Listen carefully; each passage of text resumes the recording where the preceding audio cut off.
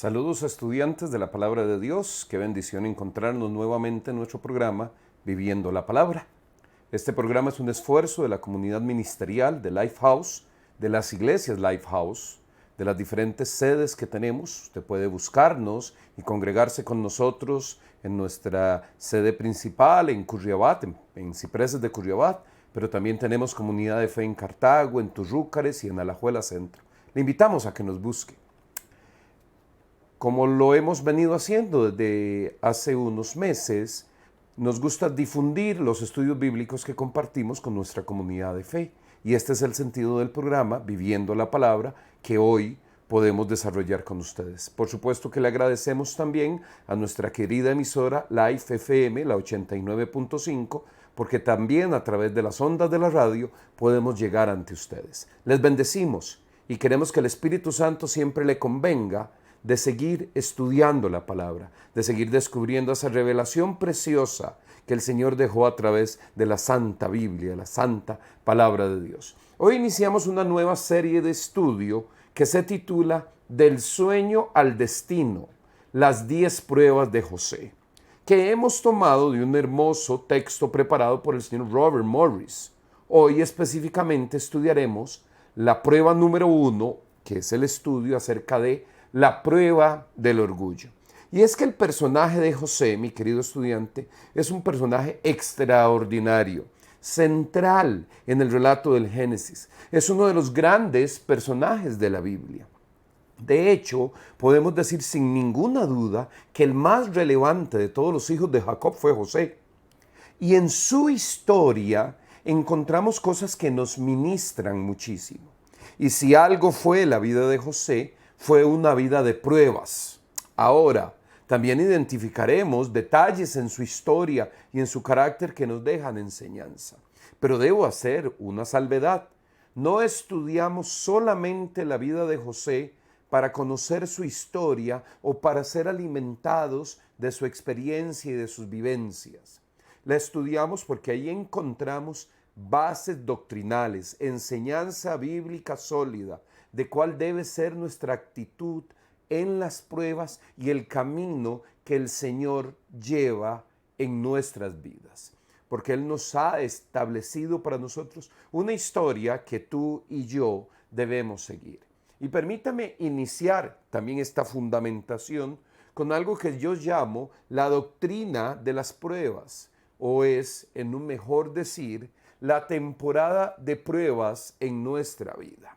Primera de Corintios, capítulo 10, versículo 13. Ustedes no han sufrido ninguna tentación que no sea común al género humano, pero Dios es fiel y no permitirá que ustedes sean tentados más allá de lo que pueden aguantar. Más bien, cuando llegue la tentación, Él les dará también una salida a fin de que puedan resistir. Y es que debemos relacionar el concepto espiritual de lo que normalmente en nuestro lenguaje normal llamamos una prueba. Porque en una prueba hay también una tentación de que no seas fiel. Y finalmente, el propósito de la prueba es perfeccionar nuestra fe, es acrisolar una fe más preciosa que el oro. Entonces, ante esto, yo debo decir primero que no tenemos que sorprendernos que en nuestra vida tengamos que enfrentar la prueba y la tentación. Y cuando los distinguimos uno y otro, la manera más pastoral que tengo de hacerlo es cuando decimos que la prueba nos viene sin que necesariamente haya una conducta equivocada de nuestra parte. Hay cosas que vienen a nuestra vida que no hemos buscado, que no hemos hecho nada para merecer. Sí, en la vida hay injusticias que enfrentamos. En la historia de José las vamos a revisar.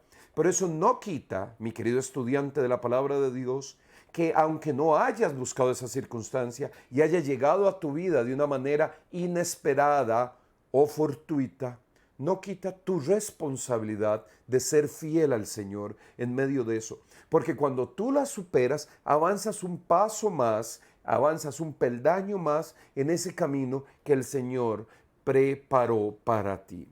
Y en el caso particular de José, nos permite que vayamos al relato y que vayamos a la palabra de Dios para que identifiquemos por qué José vive una prueba de orgullo, una prueba relacionada con su orgullo. Y es que la prueba revelaba el orgullo interno de José. Génesis capítulo 37, verso 4, y nos empezamos a internar en la historia de José. Dice este versículo: viendo sus hermanos que su padre amaba más a José que a ellos, comenzaron a odiarlo y ni siquiera lo saludaban. Debió ser una dinámica familiar muy difícil, y también tenemos que entender que el orgullo, que el pecado, que la tentación vienen de una conducta de rebelión contra Dios. Y aquí hay un error que comete el padre de José, que él amaba más, Jacob amaba más a José que a los demás hermanos. Y saben, hermanos, permítame meterme en un tema que no es mi especialidad, pero los consejeros familiares enseñan que es natural que un padre o una madre tenga una inclinación por aficiones, por temperamentos, más hacia un hijo que a otro.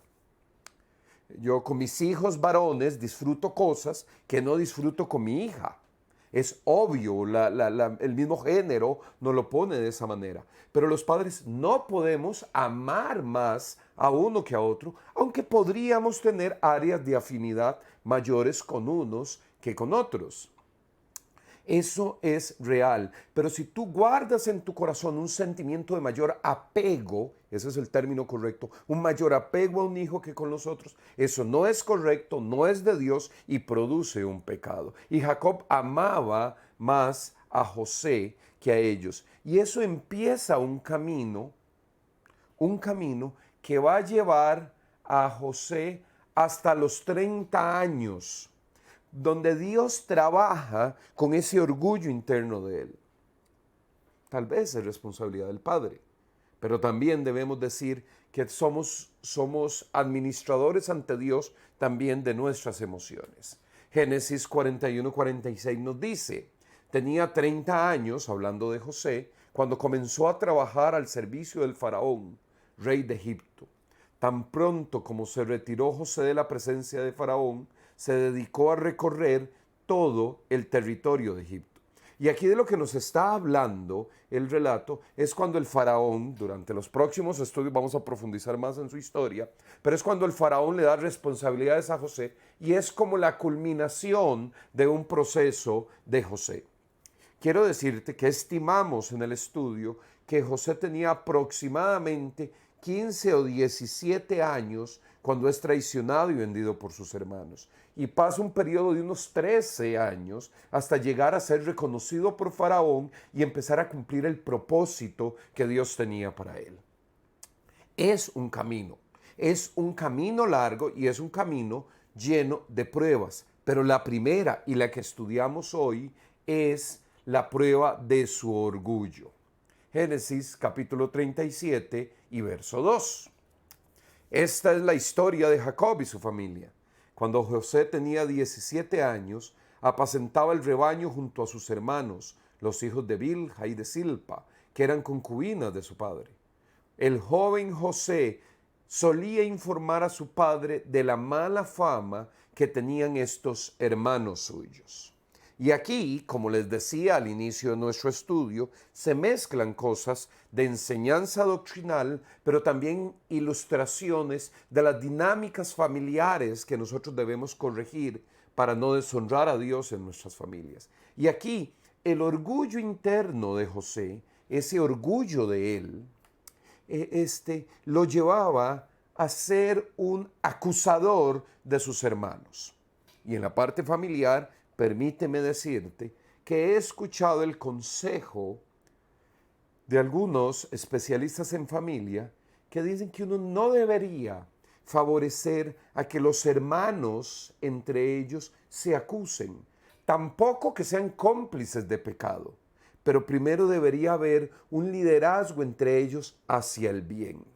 Y estrictamente viendo este versículo de Génesis, debemos decir que José debió exhortar a sus hermanos. Es el principio bíblico doctrinal. Ves a tu hermano pecando, en este caso eran hermanos de sangre, vale también para la familiaridad de fe que tenemos en nuestras iglesias. Tú debes buscarlo y con amor reprenderlo.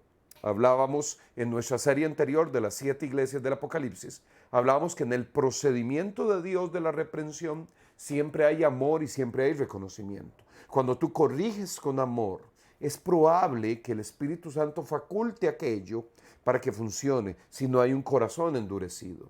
En fin, que José acosara a sus hermanos muestra el carácter orgulloso de nuestro muchacho.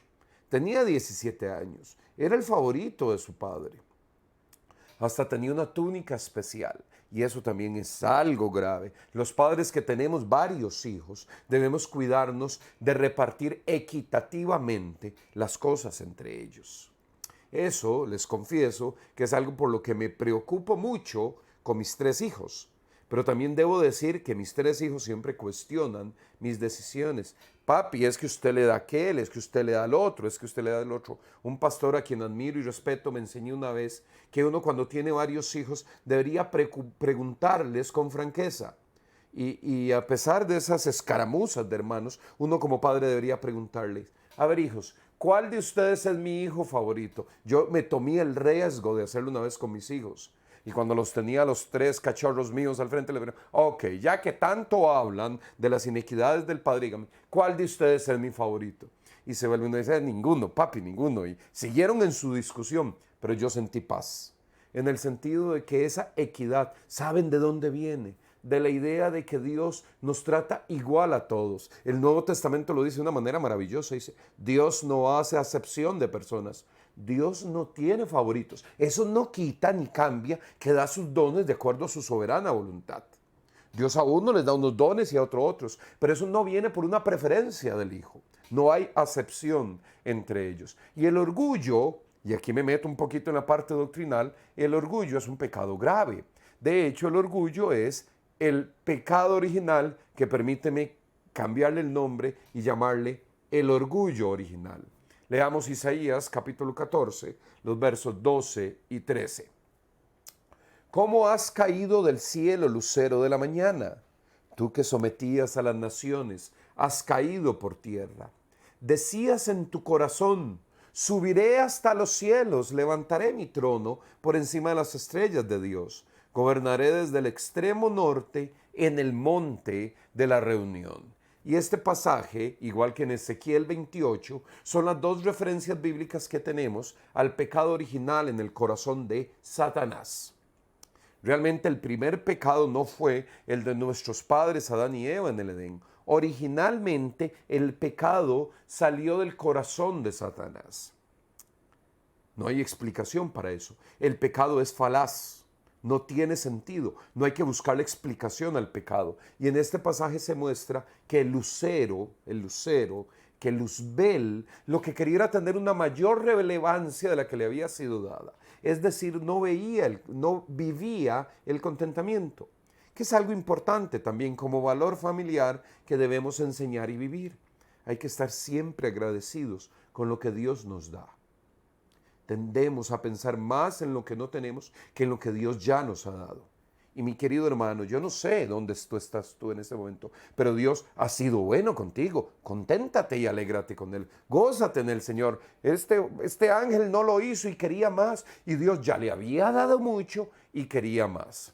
Y el orgullo estuvo en el pecado original en el corazón de Satanás, y también estuvo el orgullo metido en el tema del pecado, del primer pecado en la raza humana. Esto nos dice Génesis capítulo 3, verso 5.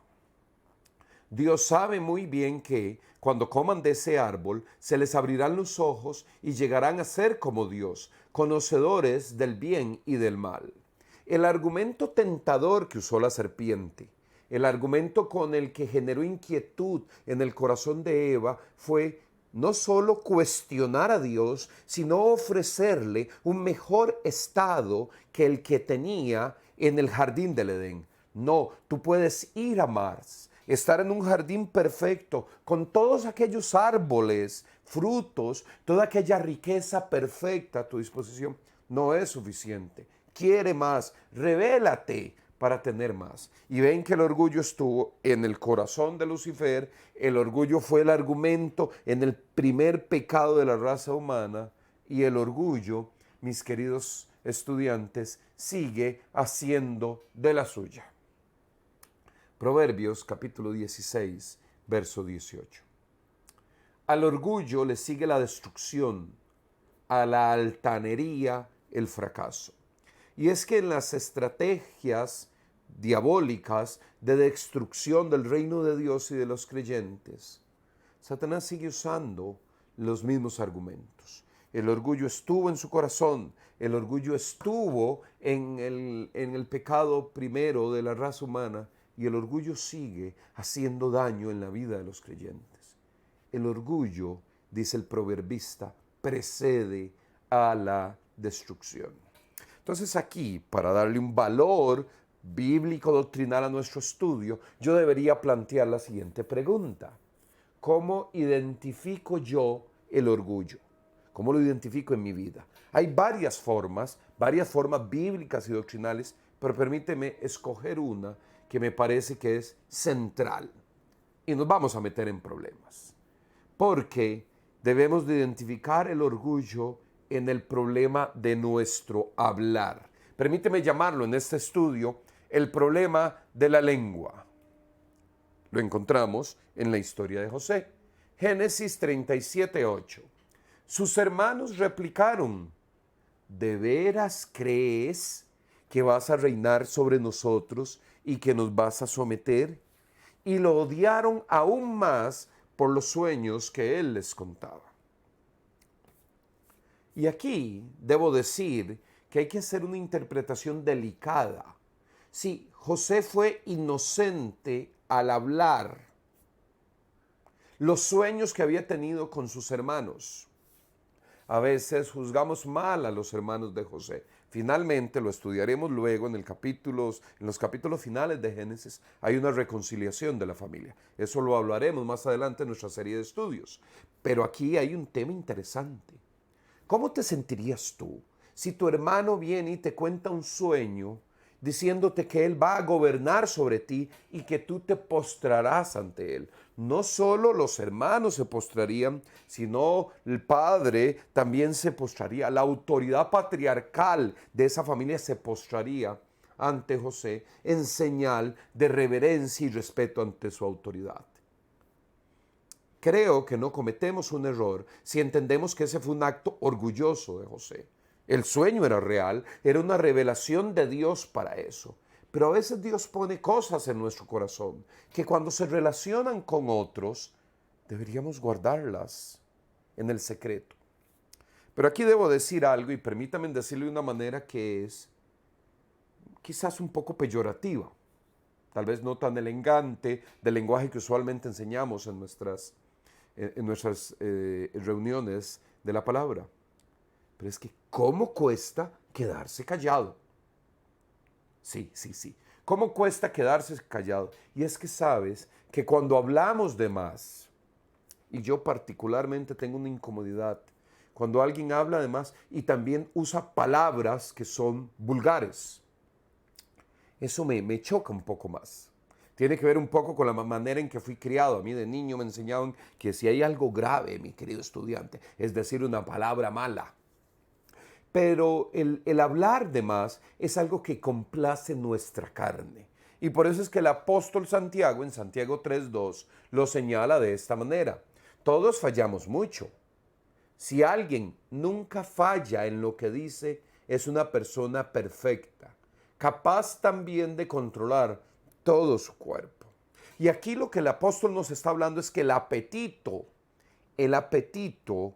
o la necesidad del sueño u otras de las necesidades fisiológicas son menos fuertes que la necesidad de decir lo que pienso. Y sobre estos dos detalles relacionados con nuestro Señor Jesús. El primero es que me encanta el pasaje de Isaías donde dice: no se halló maldad en su boca. Jesús nunca dijo una palabra equivocada. nunca usó el tono equivocado y guardó silencio siempre cuando lo correcto era guardar silencio. Y es que alguien dice, es que no me puedo quedar callado. Te quedas callado porque el Espíritu Santo nos manda a guardar silencio, a controlar los apetitos de la carne. Relacionemos esto del hablar con los apetitos de la carne. Y hasta el mismo Jesús en la enseñanza de los evangelios lo dice. Pero en el caso de Jesús dice, nunca se halló maldad en su boca. Él controló eso. En su humanidad controló eso. Y hay otro detalle que a mí me parece súper valioso en la enseñanza de nuestro Señor Jesús. Cuando Él era azotado, cuando era humillado, cuando estaba siendo juzgado por Pilato o por Herodes, en muchas ocasiones guardó silencio. Y a mí siempre me había llamado la atención. Te dejo una joyita que le aprendí a un pastor en una ocasión. Jesús guardó silencio porque si hablaba iba a ser más culpables aquellos que lo estaban cuestionando, aquellos que lo rechazaban. Fue por amor, aquellos que lo ofendían, que Él guardó silencio.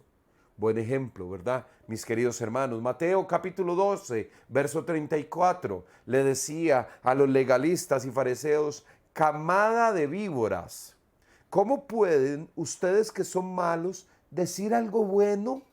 De la abundancia del corazón habla la boca. Y por eso yo le doy gracias a mis padres que me enseñaron a ser cuidadoso en no decir malas palabras. Perdone que lo diga de una manera tan popular. A no decir malas palabras. Entonces, mi querido hermano, eso muestra lo que tiene mi corazón. Si yo me cuido de no decir, estoy como purificando mi corazón. Mateo capítulo 15, 18, lo dice el maestro también. Pero lo que sale de la boca viene del corazón y contamina a la persona. Ok, finalmente, nuestro hablar muestra nuestro corazón. Cuando controlamos nuestro hablar y nos restringimos la libertad de decir las cosas, lo que quiero decir, como lo quiero decir, y cuando lo quiero decir, estoy controlando, estoy purificando mi corazón. Una enseñanza doctrinal. Identificamos nuestro orgullo en nuestro hablar. Pero déjame ir un paso más para entender de dónde viene el orgullo en la vida del creyente. Y vamos a leer un pasaje, ya casi terminamos nuestro primer estudio acerca de José, para que entendamos que aquella prueba del orgullo que vivía José tenía una raíz y que aplica también en la realidad de nosotros, creyentes actuales. La raíz del orgullo es la inseguridad. Una persona que manifiesta orgullo, en lo que hemos estudiado hoy, un lenguaje soez, malcriado, un lenguaje que no honra a Dios, o alguien que no controla su hablar, tiene una profunda inseguridad. Mateo capítulo 4, versos del 1 al 4. Luego el Espíritu llevó a Jesús al desierto para que el diablo lo sometiera a tentación. Después de ayunar 40 días y 40 noches, tuvo hambre. El tentador se le acercó y le propuso, si eres el Hijo de Dios, ordena estas piedras que se conviertan en pan. Jesús le respondió, escrito está, no solo de pan vive el hombre, sino de toda palabra que sale de la boca de Dios. Y aquí hay un detalle en esta narración. Esta es la primera de las 3 tentaciones que el enemigo, con las que Satanás atacó a Jesús. Y todas empezaban con esa frase, si eres el Hijo de Dios. Era una invitación a que Jesús manifestara orgullo y por lo tanto pecara. Si eres el Hijo de Dios, te estoy disminuyendo, toma tu lugar. Saben, hermanos, la clave de la victoria de Jesús en la tentación es que Él no tenía duda de quién era, no tenía ninguna inseguridad de quién era. Si eres el Hijo de Dios, Es como si alguien hoy me dijera, si fueses hijo de Dios. Yo no soy el hijo de Dios como Jesús, soy el hijo de Dios por adopción, por lo que Cristo, el mismo Jesús, hizo en la cruz para darme su justicia y su gracia salvadora. Pero yo soy hijo de Dios, no tengo que dudar de eso. Cuando tenemos duras, fuertes, sólidas bases de lo que creemos, no hay inseguridad en nosotros. Gloria a Dios porque su palabra te enseña lo que tú eres. Y si tú tienes una seguridad en Jesús, no vas a caer en el pecado del orgullo. No tienes que demostrar nada. Uno no tiene que demostrar lo que ya es en Jesús. Termino con una reflexión final, con la pregunta, ¿cómo podemos acabar con la inseguridad y evitar que el orgullo prospere en nuestra vida? Saber quiénes somos y recordar lo que éramos antes de ser adoptado. Yo sé muy bien quién soy y sé muy bien quién era antes sin Jesús. Lo sé, no tengo inseguridad en eso, no tengo conflicto en eso, porque la palabra me enseña quién soy. Y cuando estoy seguro, no se manifiesta el orgullo en mí. Y te regalo una joyita final del Evangelio. Juan 15:5. Yo soy la vid y ustedes son las ramas. El que permanece en mí, como yo en él, dará mucho fruto. Separado de mí, no pueden ustedes hacer nada. Cuando alguien me preguntara, ¿quién eres tú? Yo digo, yo soy una rama de la vid que es Jesús. Aquí estoy agarrado en mis luchas, pero estoy recibiendo esa savia, esa vida de Jesús para mí. Y eso me libra de tener inseguridades. Saben, mis hermanos, el ser hijo de Dios y el entender que soy hijo de Dios es un buen golpe a nuestro orgullo, porque no está en mí, es de Él.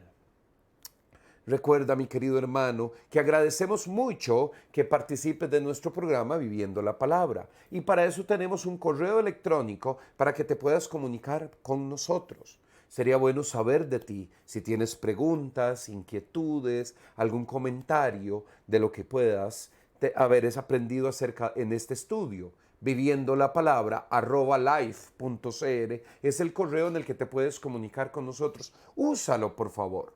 Es un medio para que nos comuniquemos y nos va a encantar atender. Es un gusto para la comunidad ministerial de Lifehouse haberte acompañado a través de este programa. Dios te bendiga. Nos vemos la próxima semana con el segundo estudio acerca de la vida de José y de cómo él vivió 10 pruebas para ir de su sueño a su destino. Que Dios te bendiga.